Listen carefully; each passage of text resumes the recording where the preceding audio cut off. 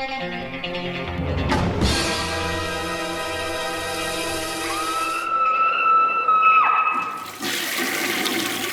guys, what's up? This is week 18 or episode 18 of Mrparka's reviews and updates and whatnot. So I'm going to start this off actually with something a little different. Somebody asked me in the questions if I had went and saw the new It film, Stephen King's It, or the new adaptation, or whatever you want to call it. And yeah, so I guess I'm going to start out with a theater experience. I don't typically do this because I'm pretty sure that there's a million people talking about it and a million people that know what they're talking about more than I do. But somebody asked me, so I'm going to throw it out there. I'll probably make this a regular staple. If I see something in theaters, I'll talk about it.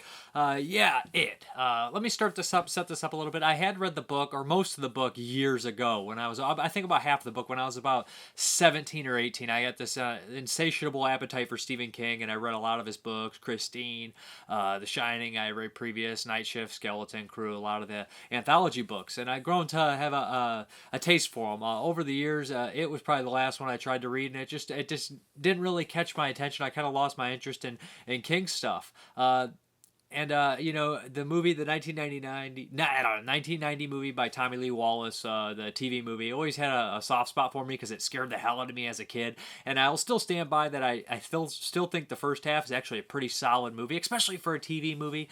And I always think that Tommy Lee Wallace kind of gets the short end of the stick here. But I'll get into the remake, or the new. It's not really a remake because it's off a source material book. But yeah, I enjoyed the hell out of it. I didn't really know what to expect. I thought it looked good. I kind of avoid as many trailers as I could.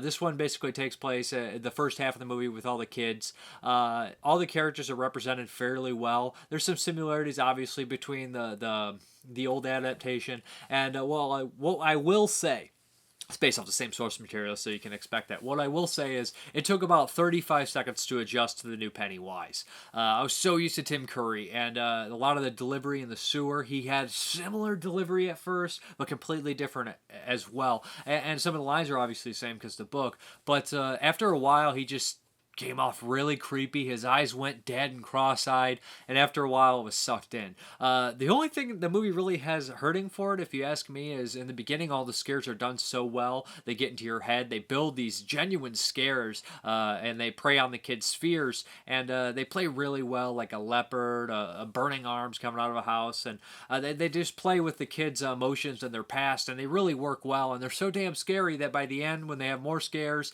it just doesn't work necessarily. They do the kind of cutting with the Jacob's Ladder where the head moves really fast like that. You guys would know. And sometimes that's scary. Sometimes it's not. I think a lot of people nowadays will be like, well, I'm so sick of seeing that. There is some CGI, of course. Can't really get away with it nowadays. There's always CGI in horror movies. I don't think it's tremendously bad, and I think the movie's really good for the most part, so it doesn't really bother me. Sometimes a movie that has a lot of flaws, the CGI just becomes really sore to look at, and people just keep bringing it up. But I think this one has a strong enough script, really well acted. Love the kids in the movie, and a lot of people will compare it to Stranger Things. Yeah, it's like an R-rated Stranger Things. It's fairly gory, pretty graphic. I noticed some differences that I was a little confused by with the character Henry Bowers, a couple here and there. I thought the book was that way, but I'm not 100% sure because it's been years since, and I'm not even sure if I got to that part. But some things here and there. I liked a lot what they did.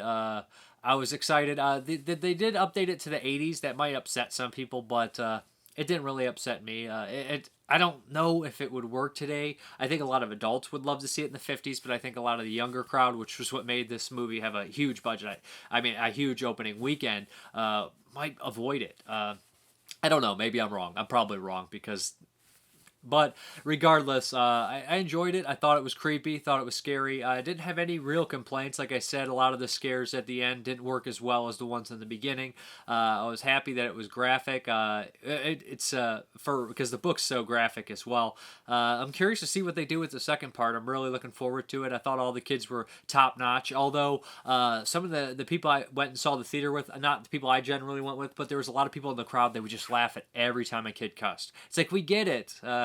I guess it's funny, but it was kind of annoying. And I do see that some people will say that the comedic kid from Stranger Things, he would break the tension with the laugh here and there. Sometimes it works really well. Sometimes it just steals from the emotional impact of the movie. But I do believe there are people like that in real life, and they do act like that at times of horror suspense. But I'd say really check it out. Good stuff, and I'm excited.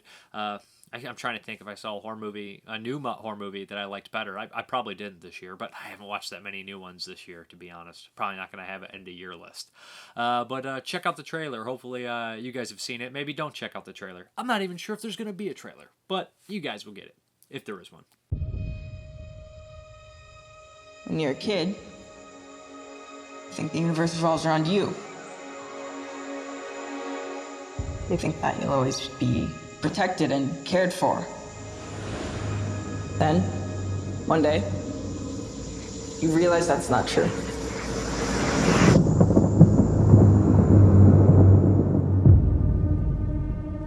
Because when you're alone as a kid, the monsters see you as weaker. You don't even know they're getting closer. Till it's too late.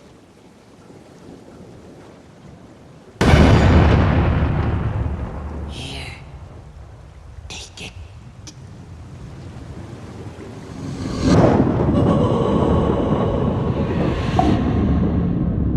My grandfather thinks this town is cursed. That all the bad things that happen in this town are because of one thing. An evil thing.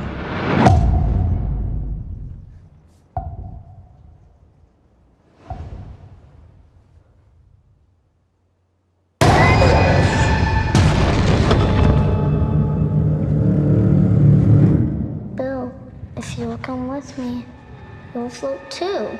George. I saw something. The clown. Yeah, I saw him too. You'll float too. What happens when another Georgie goes missing? Or one of us? You'll float too. Are you just gonna pretend it isn't happening like everyone else in this town? If we stick together, we'll win.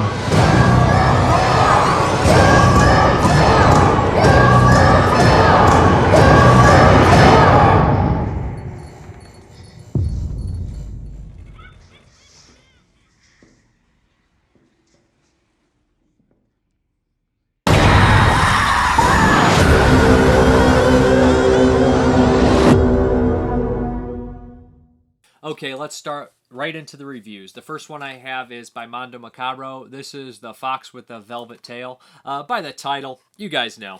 This is a giallo. Or at least it's going for the giallo style.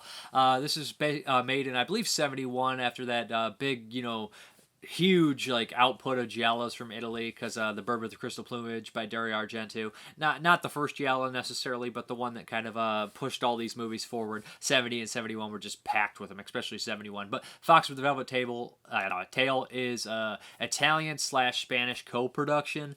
So yeah, let me get into this one. It's basically about a rich woman who has found a new lover, and she doesn't want to be with her husband anymore. Her husband supposedly still loves her, and she thinks that she's found the perfect guy. They're kind of vacationing at this certain area, and there's a couple attempts at her life that are made to look like accidents. The brakes are out. The scuba diving gear doesn't necessarily work. And she starts to get a little paranoid, starts digging around. She finds some things out that, are going to change everything.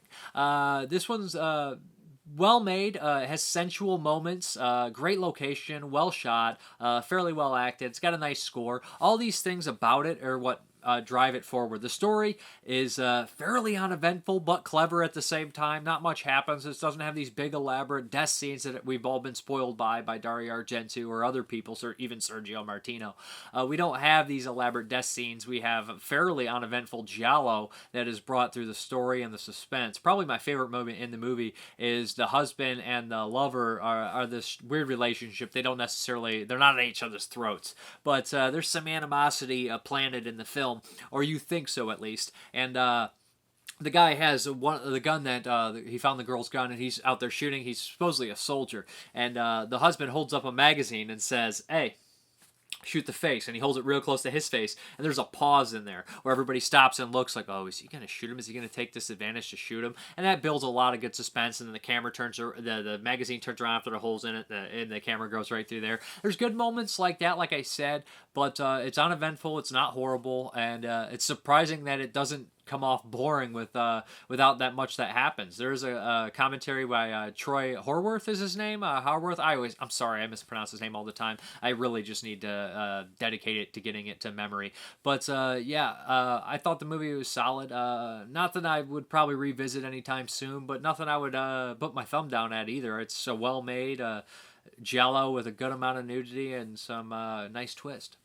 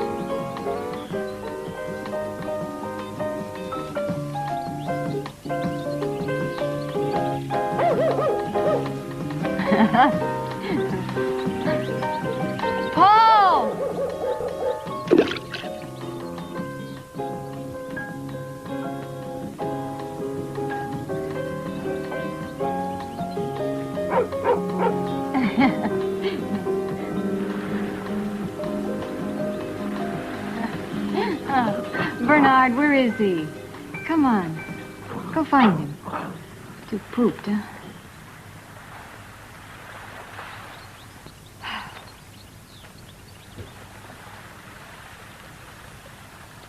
Paul! Hey!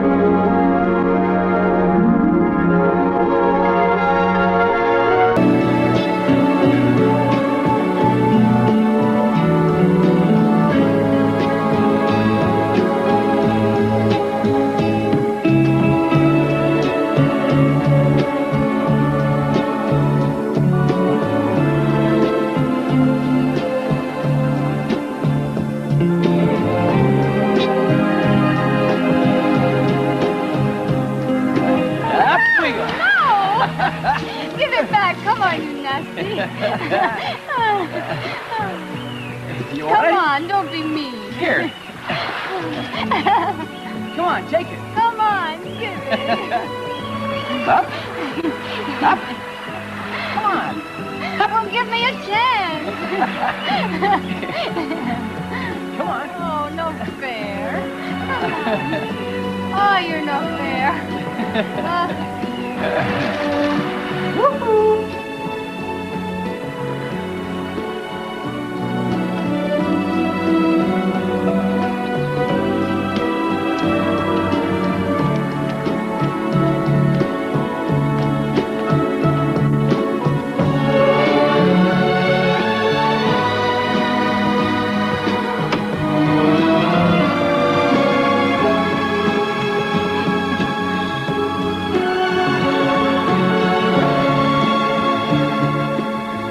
next one here is by Robert Aldrich, by Arrow Academy. I'd not seen this one. I am familiar with Robert Aldrich, but yeah, The Big Knife.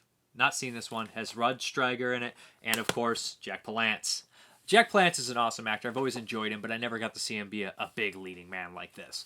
Robert Aldrich did one of my all-time favorite movies, The Dirty Dozen. He did another really good movie called Emperor of the North, also with Lee Marvin from The Dirty Dozen. And he did Whatever Happened to Baby Jane, among others. So he has a nice track record with me, at least. I never saw a movie he made that I disliked. But The Big Knife, this is based off a play, and I had never seen it, not heard much about it. And right when I put it in, I was captivated. Jack Palance is in this movie where I guess he'd be an ideologist, where he doesn't want to sell out to make bad movies, but he's kind of forced in this deal, and he has this shady past, and he's not the greatest guy. He's a kind of a bad guy, but we side with him. He's very sympathetic for some reason. He's equal parts masculine, equal parts sensitive, and he lets that in. He's he looks like he's chiseled out of stone in this movie, and he's got some real clever lines. Everybody in this movie has clever lines, and it's mostly done due to the camera movements and the dialogue. It's all dialogue. It's a very, very talky movie. Shelley Winters also is in it, which is kind of crazy. But it's a very talky movie that doesn't ever get boring, and it had me in tense moments, and the end of this movie broke me. I don't want to spoil the end of the movie, but it's one of those themes or a lot of movies try to tackle it, and I've had experience with it in my life, and it just doesn't really affect me in movies, except this one. This one got me. It destroyed me, and it bothered me, and it felt real. But Rod Steiger in this movie is such an asshole. He's crazy. He's got this weird bleached hair. And when him and Jack Palance come to verbal sparring, it's great. And one of the lines where he says, "You like to think you're a big crocodile, but you're just a little lizard running under a rock," or something like Jack Palance says to him, is great. But I just really enjoyed the movie. It's amazing performance. You get a glimpse into what's happening, but as it progresses and goes further and further, you already like Charlie Castle, the actor who's Jack Palance. So you're rooting for him, even though he's kind of a womanizer and lots of other things. But he means well, and it's a guy caught between a rock and a hard place.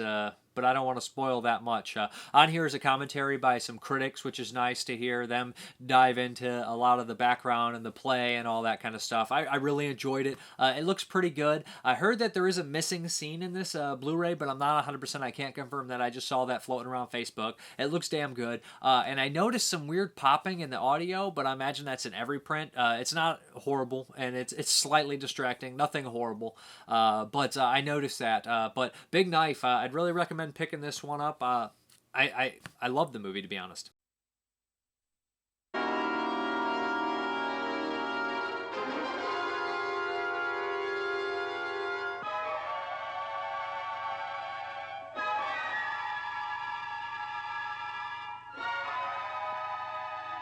The women in his glamorous life, the hushed-up scandals, his secret loves, his lost weekends.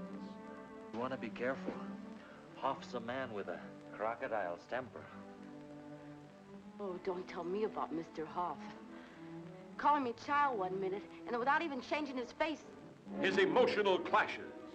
I'd like to beat you. Beat you. I know, I'm a swell guy. Get out of here! There's a word for you. Why don't you say it, darling? The forces that would destroy him. A boy like you, who are you? Who are you? You some kind of special aristocracy because the female public wants to make love with you? You lose everything. This is the scandal and a disaster and a ruin. The one woman who might save him. We do love. I mean, we do love each other, don't we? And that's the thing, the big thing. I want you to tear Stanley Hoff apart. I meant what I said. I'm not bargaining with you, Stanley. You stand up your bargaining position! But it's true, I can't force you to sign, can I? That's just what you're trying to do! Played with intense feeling, with fire, by a great cast.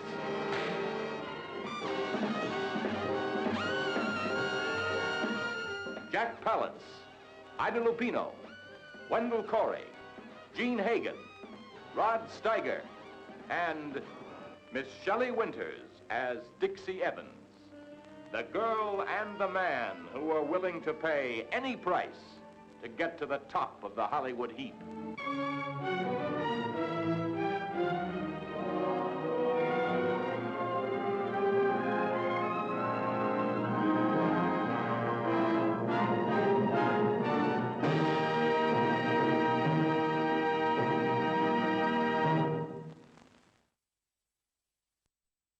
The next one here. Now, bear with me. I didn't get a chance to watch all the special features. I didn't even get to watch the special features. This is my second time revisiting this one. This is Bring Me the Head of Alfredo Garcia. This is the Arrow edition. This is a Sam Peckinpah movie. It has Warren Oates in it. Of course, Chris Christopherson has a small role as well. But yeah, I'd seen this one before, and I wanted to check out the Arrow edition. On this disc also includes like a 10-hour making documentary about Sam Peckinpah. Peckinpah is infamous for movies like The Wild Bunch and Straw Dogs and The Getaway, Cross of Iron, Pat Garrett and Billy the Kid. He's got a really great track record with me, to be honest. And Bring Me the Head of Alfredo Garcia, this is the second time I watched it. It's got to be one of his best, if not his best. It's just, the movie affects me. Warren Oates is such a great character in it, and he's not your typical lead man, and which makes it even better. What we have here is kind of a loser, I guess is what everybody calls him in the movie, and he is pretty much a loser. He's a piano player. He's getting older. He's missed his shot to be famous, to make a name for himself. And these criminals come in, these kind of hired assassins, or one played by, what's the guy's name? Robert Webber from The Dirty Dozen. He comes in, and they tell him, we're looking for this guy, Alfredo Garcia. If you know him, you know they slip 100 in his little dish up there on his piano, and they tell him, come to us. He realizes this is his last chance. This is his last chance to make, a good living for him and his prostitute girlfriend, who he loves, although they have this strange relationship. So this puts him and his girlfriend on the road to try to find Alfredo Garcia. But there's lots of crazy things that happen on the way, and it becomes one of the most violent Peckinpah movies I've seen. What's great about the movie is that Warren Oates is just so untypical of a lead man, and there's just these wonderful lines, and it just builds and builds and builds. And I guarantee that what's the guy, Robert Rodriguez stole the head in the car in Sin City that's talking to him, because this movie involves a head. It's called Bring Me the Head of Alfredo Garcia, so slight spoilers. Warren Oates talking to a freaking head. The head's not talking back, but he's talking to it. He's talking to people that aren't there, and he dumps ice and dry ice in the bag with the head, and you feel the heat in Peckinpah's movies. You feel the heat. It's so disgusting in Mexico. Here in this movie, there's flies everywhere flying around the head, and it's just, he's going through all these poor areas, and a lot of people just die in the movie, and it's just like cold, but it comes across realistic at times as well, even though it is over the top. But there's moments of dark comedy where all these people are in a kind of a standoff, and this bus of tourists goes by, and everybody just kind of waves, and it's just like, what else would you do? Just really great stuff. Some of the lines in here are amazing. I don't want to spoil anything, but when it comes to the end, I just feel that he does what he thinks is right, and it's just a beautiful moment in a horrific kind of way. But it's also about, rich people kind of just making these crazy demands and not caring the ripple effect of what it does to people. At least in this movie, in this kind of country like Mexico, where this rich rancher just says, "Bring me the head of Alfredo Garcia, $1 million," and boom, it's just this catalyst effect where all this horrible stuff happens. But loved it. Probably one of my favorite movies I've seen in a very long time. This is the rewatch, but I showed my significant other that, and they not their type of movie, but they enjoyed it, I think.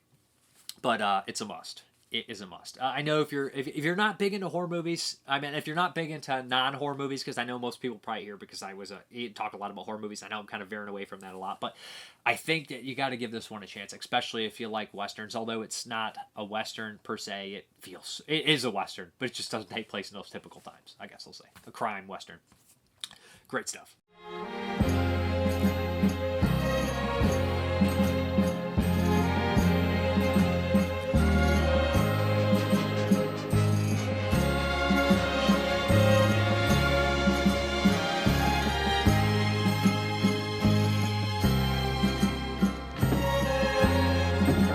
I'll kill you right there. Get goddamn move when I say move, you motherfucker. Amidst all the chaos of the shootouts in Starbuck and Agua Verde and the Wild Bunch, the geometry of the action was always clear. You always knew where people were. Again, we were talking about the kinds of things Sam likes to do, the triangulation of forces. You've got three separate groups here. Over it, by the time he got back to Pat Garrett and the Billy the Kid, he was so on the outsides of the system that was good. He liked that better. He liked being on the outside. But he was famous for a while there, and he hated it. Well, it seems to be a reoccurring theme. I've done another picture of the Ballad of Cable Hogue, which again is a man outside of his time, and it's tied in very closely with Ride the High Country.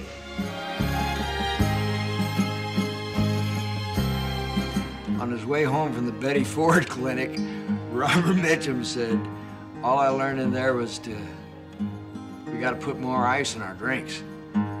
I think of all of his pictures, certainly his greatest accomplishment I know he thought was Wild Bunch. On the other hand, I think his favorite picture in his heart was Cable Hogue. For a guy to come out of a trailer with his headband on and create that whole world of illusion, which is what he could do, there aren't too many guys that can do that. Have a drink. Al.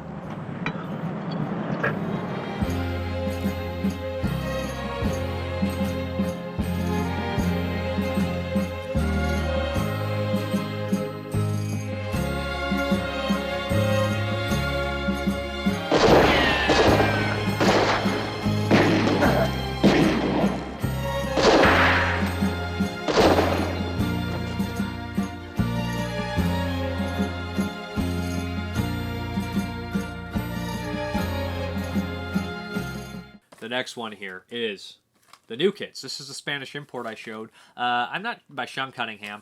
I'm not sure the quality. I'm not sure if it's better than the DVD. I never got a chance to watch the DVD, which I do have. But yeah, The New Kids. This is kind of your 80s gang movie that surprisingly is very mean-spirited, but also has that 80s kind of cheesy charm to it, which these kind of movies are very rare nowadays. You'll never see something this mean-spirited with that 80s kind of charm that doesn't feel like it's tonally messed up. But The New Kids follows the story of these two brother and sister, like the perfect kids. They come from this military family with great parents, and something tragic happens to their parents. They have to move in with their uncle and live in this kind of amusement park and help them fix it up. The bullies or the local, criminals, high school criminals, have an eye for the girl, and they make this kind of rage carry two bet. Well, I could sleep with her first. John Philbin and the leader, James Spader, make the bet. John Philbin is in Return of the Living Dead and Tombstone, if you guys aren't familiar, and James Spader is in Wolf and Stargate and a bunch of other stuff. But yeah, so they kind of make this bet, and they they start stalking him. Fights happen, and it just escalates to ridiculous levels. And this is one of those movies where I wanted to strangle. I absolutely wanted to strangle the bad guys. They're great. I love a good gang of bad guys. Everybody knows that. Class of Nukem High, RoboCop, Class of 1984. Love my bad guys. Love my gang of goons. And this is one of the better gangs of goons around. They're ruthless, and I love what happens to them by the end. But this all boils over into this giant action-packed climax in this half-built amusement park at the end. There's good amounts of drama in here. It feels like that 80s inspirational movie at times, but then there's moments of really sadistic brutality, which kind of come out of nowhere. I know tonally a lot of people won't like this, but I think it works, especially in the 80s. I love the hell out of it. I think the acting's top notch. And there's also these weird moments with the pit bull, because they're training this pit bull, the gang, and it's just scary, to be honest.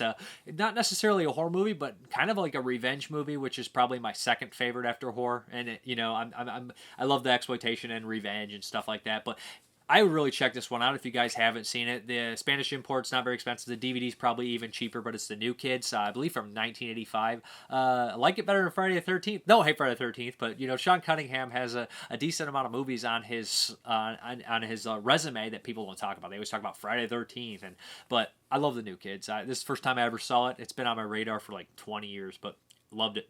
They are brother and sister alone. Man said Mac and Mom are dead. Killed in a car crash. On their own. Without parents. Without friends.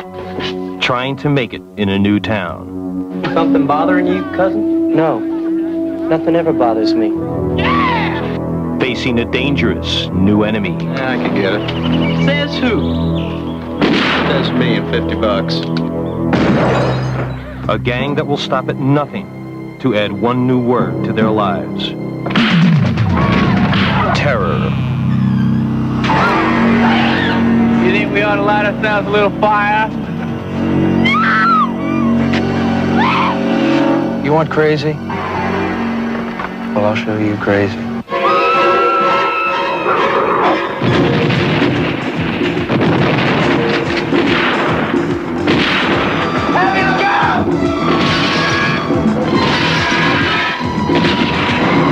From the director of the original Friday the 13th comes a new ticket to terror. Striking Back. You want crazy? Well, I'll show you crazy.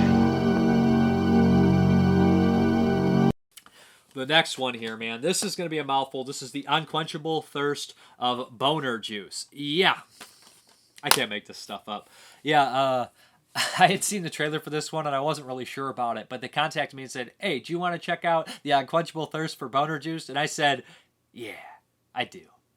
So, yeah, I popped this one in, and I don't know what the hell to think of this movie. This is one of those movies, when I watched the trailer, I realized it's not really my kind of humor. It's not really something I would enjoy. I don't even know how to get into this one, but our lead, Ron, his mother is insane in a mental institution, and she goes into a coma, and he realizes that he has to get this thing back, this dildo that was in her butt, and get it back and save the universe simultaneously from Dr. Nerjoose, who is evil, who's after the fleshlight and the magical fleshlight and this black dildo to put them together inside of him to rule the universe. Insanity, I know. It's really bizarre. It's a musical on top of that. And what I will say about the movie is I don't want to give the wrong impression. It's not lazy, and a lot of the performances are earnest, and I enjoy that, to be honest, even though it's really bizarre stuff, but they do seem earnest a lot of the times. They're playing it kind of straight. Some of them are, some of them aren't.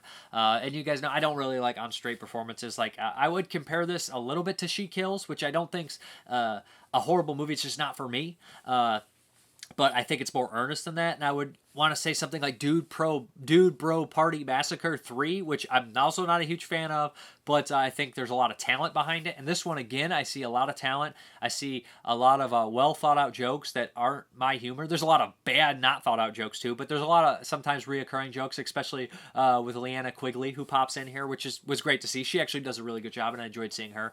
Like I said, I don't think the performances are necessarily bad. I don't want to say anybody did particularly awful. It's just that it comes down to if you don't find this funny, it's going to be a chore, and I didn't find it funny. A lot of them are poop and boner jokes and balls jokes, and I don't know, it just didn't do it for me. I mean, some movies I will find it funny. I mean, I would compare the humor to Citizen Toxie, which I enjoy, or I used to enjoy. I haven't seen it in 10 years, but it's that kind of gross out humor. Lots of people getting poop on their face, and jizz flying everywhere. There's some great claymation, or stop motion claymation, I guess I'll say, which I really enjoyed. I don't know if that claymation's a proper term, but stop motion stuff that I really dug. Talking worms, and there's a lot of musical songs in here that might get stuck in your head. On the trail of Nerjoose, on the trail. That's stuck in my freaking head, and I'm not happy about it. But yeah, just kind of stuff like that. There's a commentary on the disc. There's a bunch of features on here as well. There's a making of. They seem like, like you can tell, they went all out. They shot it well on a nice camera. They had special effects. They had a cast. They did auditions. So it's not a lazy movie. It's an earnest attempt. It's just, and a lot of people will love it if they like the weird kind of zany over-the-top stuff, which I do typically, but I don't like, I guess, the zany over-the-top mixed with the horrifically gross when it's just nonstop. I like a little bizarre and so batshit, but this is just too batshit for me, I guess I'll say, or a different type of batshit. It's just really, really gross, too. Watching the whole movie, I felt like I never had this problem when I was younger, but for some reason, the back of my throat, was just bile was building up at the back of my throat during the whole damn thing. But yeah, that is the Unquenchable Thirst of Nerjoose. The villain in the movie is also chewing it up, but he's doing it earnestly, and he's fun. I could tell he's having a blast, and I think in other movies I would love watching almost this whole cast, but it's just, this one's not for me. Didn't find it funny. Kind of sat stone-faced the whole time, unfortunately. Maybe if somebody would have been with me, but not for me. I'm sorry, but it's a nice release. It looks good, and if you see the trailer and you're like, I think that looks great, I'm sure you'll love it, but I didn't. Hey guys, Ron here.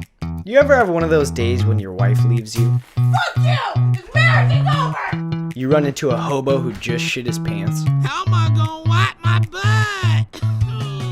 And you go visit your mom who's crazy. Crazy about this dick. And then she goes into a coma for no reason? Me too. But then did you go on a journey to Dick Mountain after your aunt gave you 2 hand jobs in a row? Now you have a treacherous journey ahead of you. And Aunt Esmeralda can't be around to jack you off. And then you find out there's a talking worm living in your butt, and you run into some super hot space nuns? Hope's butthole is as pure as the driven snow. Oh yeah, and Hope. She's awesome. Check out those titties. I totally gave her a poop motorboat. Awesome. And everybody's telling you that you're the chosen one who needs to stop an evil doctor intent on ruling the universe. And you're like, what? My name is Boner Juice, and I'm evil as fuck.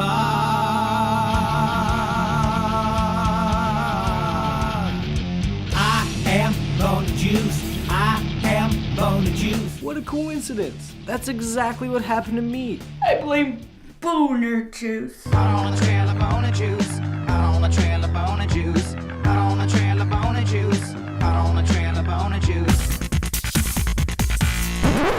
Agnes Warty-Hyman!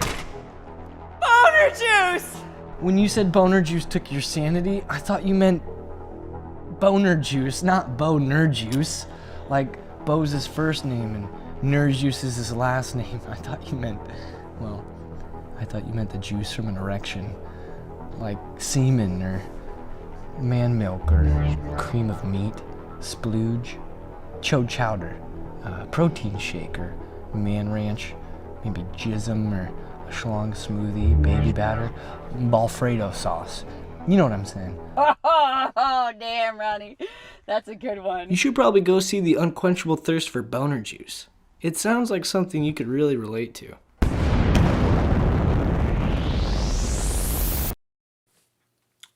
Let's get into the old contest here. This is for the Blaxploitation 3-pack. I'm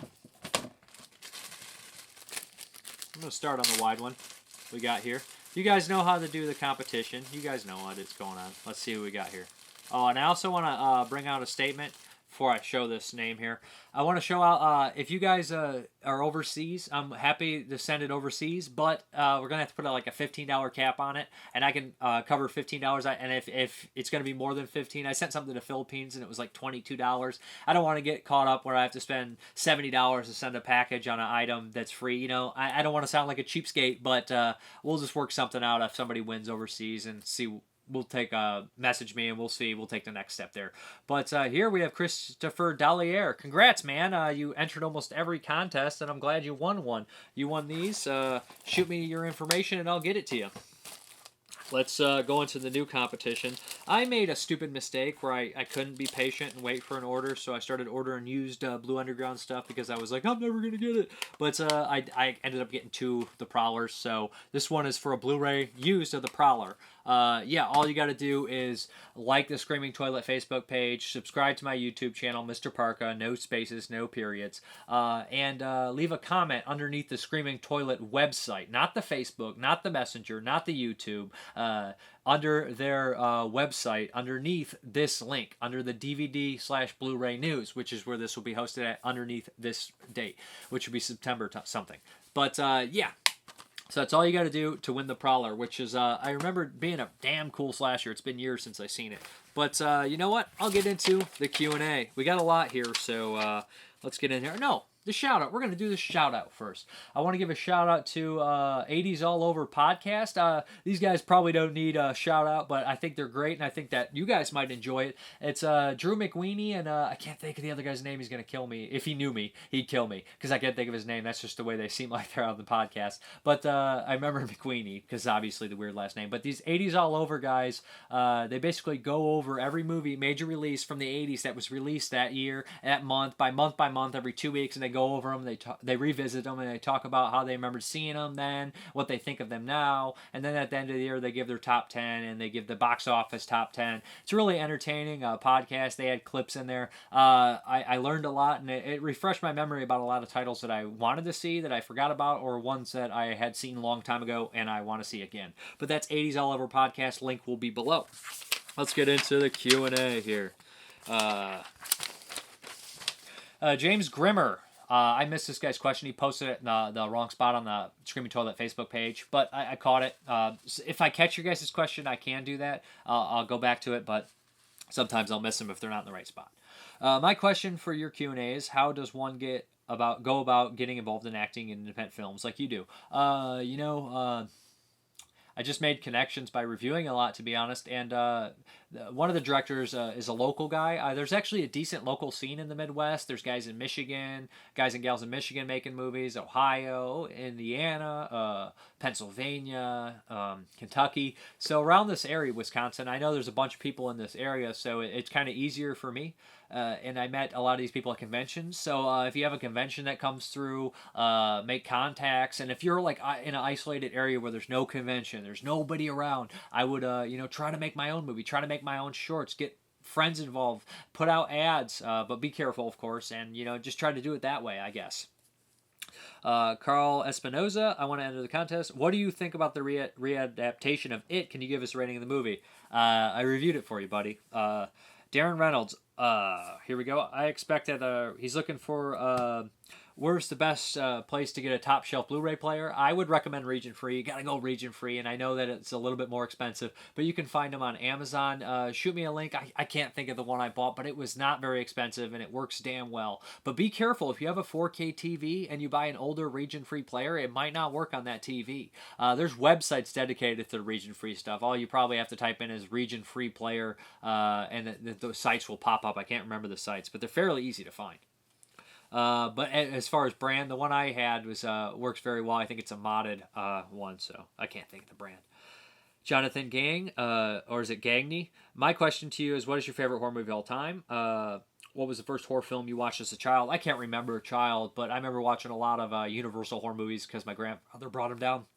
I used to watch Monster Squad, Little Monsters, Garbage Pail Kids a lot when I was really young, and saw some stuff I shouldn't have when I was very young. But my favorite horror movie of all time is Day of the Dead, 85 by George Romero. Always loved the Dead movies. I used to switch between Dawn and Day, which was my favorite, and I like Day, then I like Dawn, and now I like Day again. So it's going to probably be Day for the rest of my life. I just in that Day kind of mode, I guess. But love Day of the Dead. Dominic Rocco, did you see the movie Black Room? Your thoughts? Yeah, I did see that. I think I reviewed it a couple weeks ago. Slimy, gooey, fun, sleazy. Enjoyed it. Check out the review if you want. Matthew L. Bushwell, do you like the Dolomite series? I bought them. I haven't had a chance to watch them. I know it's pretty bad. I'll get to them eventually. Jonathan Wilhelm, what is your favorite and least favorite creature feature? That's so tough. I mean, I'm probably sure I've seen some bad creature feature. What's the one called The Dark? Not the one with Richard Jekyll, but the one with Brian James. I remember... That's just one off the top of my head. I remember fast forwarding through that one. I think it was a Canadian movie. Weird. It wasn't like I was watching by myself. We had some friends over. We're like, let's check this one out. This looks cool. And we were watching it like, this ain't cool at all. Favorite creature feature. Did you have favorite? Favorite. So many good ones. Creature from the Black Lagoon. The Deadly Spawn. So much good stuff. I can't pick one. Pumpkinhead. There's tons and tons and tons of creature features that I love. Trying to think of some more off the top of my head. The Blob. The Thing? Probably The Thing. If The Thing counts, it's The Thing from the 80s. Christina, what are your thoughts of M. Night Shyamalan's almost rebooted Tales in the Crypt? Are you kind of glad it didn't fall through because it was already awesome and should be left alone? Or do you think that it would have brought a newer and kind of cool perspective to it? Also, were you a fan of the EC Comics Vault of Horror? As for the EC Comics stuff, I'd seen clips of them, and I probably picked up a magazine here and there. I'm familiar with the stories because I've seen all the Tales in the Crypt episodes, and the Vault of Horror movie, and the Tales in the Crypt movie, and all those. But I don't think I ever had the actual comics in my hands, except maybe a couple times here and there. I'm familiar with some of the stories, maybe seeing them online, but I wasn't like the biggest EC Comics actual fan. I love the artwork and style, but I'm more familiar with the show and the movies than the comics, to be honest. Actually, as long as I was kind of disappointed when I heard the Crypt Keeper wasn't going to be involved, because if they could bring back the Crypt Keeper and maybe go back and get some of the old EC comic stories and do those that haven't been done, I would be all for it. But I'd have to see how they're going to do it, and probably what they're going to do. I think they were trying to... At one point I heard they're going to do an American Horror Story thing where it's a new cast. What the hell's the point of calling that Tales in the Crypt if they're going to do that? Just call it something else, if that's what they're going to do. But I don't know how I really felt about it. I'm not sure. I think M. Night Shyamalan would be more suited for something else than The Twilight Zone. I mean, he doesn't really do the just desserts kind of people get what they deserve and almost get away with it and get bit in the ass, stuff like that. I guess it's not necessarily irony, but kind of irony. He does more of the twist at the end. And the Tales of the Crypt were big in the twist, but not his type of twist. They were more like, I guess, just gross twist, which I loved. Paul Weichel, who is your favorite lesser-known killer from a slasher movie? Man, there's so many good slashers in it, and I feel like, who do I name that's lesser known now with the internet? I mean, Harry Warden's always cool. The Prowler has a good look. Cropsy's great, but these aren't even lesser knowns anymore. Marty from Slaughter High, who do I really don't know who to pick. I love The Killer in Cullibus. Does Cullibus count as a slasher movie? If it does, that's my pick there. Love The Killer in Cullibus. He's underrated and he scared the shit out of me as a kid. Stefan Mitlander, what is your opinion of the most underrated slasher and most overrated slasher? Most underrated, if Cullibus counts, I'm putting Cullibus on the list. I think Slaughter High, which it's going to get some love with the Blu-ray release, and I think it does get love now. I think that's underrated. Trying to think of some other ones that I might have caught that people don't mention all that much. Jeez, there's so many. I think The Final Tear is a solid movie, and that recently came out on Blu-ray, and I didn't hear many people talk about it. It's slow, but it's really well shot, and I just like the build. What's one I always liked? That's I just feel like slasher movies are everywhere now. If I name one, it's just been Blu-ray, special edition, remastered. But, I like Slaughter High. I think it's fun. Cullibus is one of those underrated ones that I don't think people talk about if it counts as a slasher. But, I mean, there's so many slashers that I like. The Friday the 13th series are highly enjoyable, but everybody knows about them. The Burning, The Prowler, all that stuff. My Bloody Valentine. Just Before Dawn. They're just everywhere now. It's hard to tell. I don't even know what's underrated now. When I see those lists that's like underrated horror movies, and they're like The Blob, Killer Clowns from Outer Space, I'm like, what? These are like highly mainstream. I'm so out of touch with what is underrated or obscure now because I've been watching movies my whole life. Like, I don't have that level of anything. And it's funny now that the obscure movies are brought to light so much that some of the big or mid-tier movies, they just are completely forgotten about, which makes them obscure. Like, it's strange. It's constantly changing what's obscure. But most overrated slasher, Prom Night. I know a lot of people like it. A lot of people hate it, which would make it not overrated, but I think it's terrible. I don't even understand the appeal to it. Just Jamie Lee Curtis, that's it? Like, I don't get it. And I don't feel that way about other slashers. I enjoy them, so I don't get it. Asling Latrans, I'm sorry. What's your favorite Italian horror film? Cannibal Holocaust, all day, every day. Cannibal Holocaust, followed by Zombie. Then Cemetery Man. Then Demons. Then Stage Fright. I can't pick, but Cannibal Apocalypse, maybe? Cannibal Ferox? I don't know. I love so many Italian films, but Cannibal Holocaust and Zombie are the top two for me. Bill Wolford, here's my other Nasties question. There was a bunch of movies that were unfairly considered or put on the Nasties list. Which movies are you surprised never got put on the Video Nasties list? Ooh, Jungle Holocaust was not on the Video Nasties list. I don't know how. Maybe it caught before it, but Jungle Holocaust might have had a less aggressive cover, like The Last Survivor or something like that. But that one's pretty brutal, has some real animal cruelty in it, and almost not as cruel as Cannibal Holocaust, but as cruel as some of the other ones like Eaten Alive, which I think made the list. Not to be confused with... actually, I'm not sure if Umberto Lenzi's Eaten Alive made the list. That was Tobe Hooper's. But, some of those, it's more brutal than Cannibal Apocalypse, more for sure. Jungle Holocaust and Joe D'Amato's Beyond the Darkness never made it. I'm not sure why. Blue Omega. But that one's really gross and really nasty and really sleazy, and it just all-around tone. It probably should have made that list, to be honest. So those two, just off the top of my head. I thought about that earlier, and those are the ones that came to my head, and I was like, I'll go with those. Christopher Dalliere, what is your opinion of the movie Roscoe the Embalmer? What is your favorite spaghetti western film?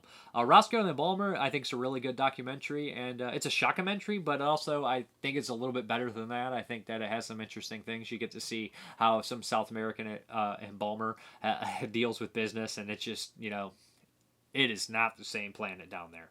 But favorite spaghetti western movie, I'm going to go... Once Upon a Time in the West. It's kind of hard to beat that. Spaghetti Western. Ennio Morricone. Sergio Leone. Charles Bronson. That's the one. Here we go. let's get into the update. Should be pretty quick. There's not that many titles here. Actually, I think there's only the 4, which is cool. We got Revenge of the Blood Beast by Raro, which they had a sale. They sometimes have a sale, so check their Facebook. It'll be 50% off with a promo code. Meet Him and Die with Ray Lovelock. Killer Cop. I think, or Kolai. Didn't he do the Death Walks on High Heels movies? Or did he do... Yeah, he did do the Death Walks on High Heels movies. And Gang War in Milan, which is an Umberto Lenzi movie. So that's 4 Raros. That's all I have. Hopefully that video was entertaining for you. Comments, concerns, suggestions, leave them at the Screaming Toilet page. There will be a written review for Fox with the Velvet Tail there as well as more information and links and everything else. Some of the links will be below in the YouTube description box, but for more information, you got to go to the Streaming Toilet page and also to ask a question there. But thank you again for watching as always, and take care.